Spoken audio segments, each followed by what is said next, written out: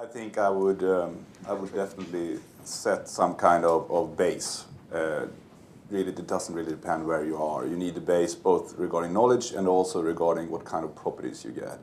So either you can, of course, you can buy all kinds of different assets, but I think you need to be focused and you need to have the knowledge.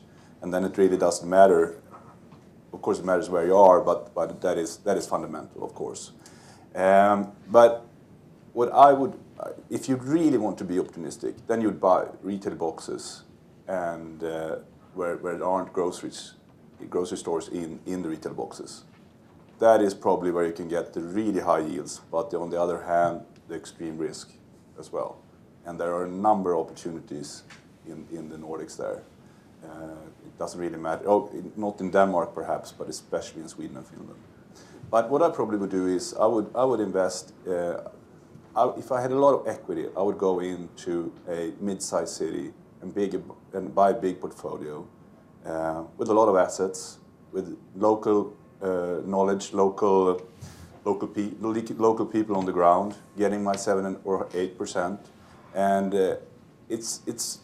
I think that the institutional money is lacking there in Sweden. I would like, if I really had equity, I would like to go in and get the high yield with really no risk. So that is actually where I would go. And I would perhaps turn to 10, 15 different cities and build up those portfolios. Good, thank you. Peter? Yeah, I think basically probably the same, but I would follow the demographics in the local markets, follow that from the resi side, and follow also the business. We have areas where it's very focused on the medical industry or whatever. It could be in Norway, it could be around the oil and gas industry.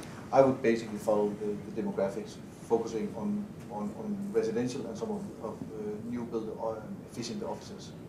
Okay, good. Thomas, and would you give yourself leverage?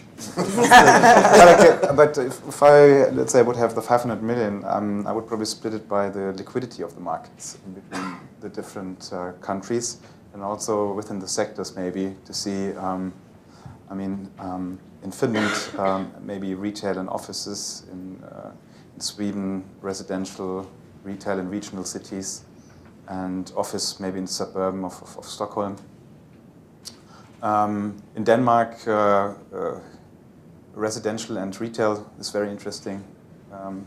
We've seen that in your presentation. And in Norway, maybe offices in Stavanger. That's probably a good bet for the future. Great, thank you. Rikke?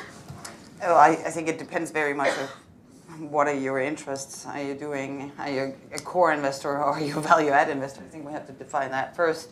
Opportunistic investor. Personally, and I would probably look very much into the value-add side of it, either being the resi value-add or the office conversion value-add. That is something that I would look into specifically for Norway and Denmark. I would look into high street retail, but that is more core. The Norway story is a little bit value-add. But the Danish story is a core transaction. But most of it, I would probably, if I had a 5-year span to invest, 6 years maybe, I would look into the value-add perspectives of resi. There's no doubt that supply-demand is a very interesting ratio curve in the Nordics in general, in the main cities, and that's something that I will be working with. Good. Thank Even you. though that I like commercial properties quite a lot, actually. But if I need to invest my money wisely, I think that is something I would definitely look into. Some of it, half the cash or something. Okay, good. And finally, do we have any equity left? Yes, you've still got 500 million. You can leverage it up to $1 billion if you wish. Just ask Thomas. It would be diversified portfolio, quality assets. Fitting into my risk profile. All that remains really is to say thank you very much for coming and thank you very much to the panel. Thank you.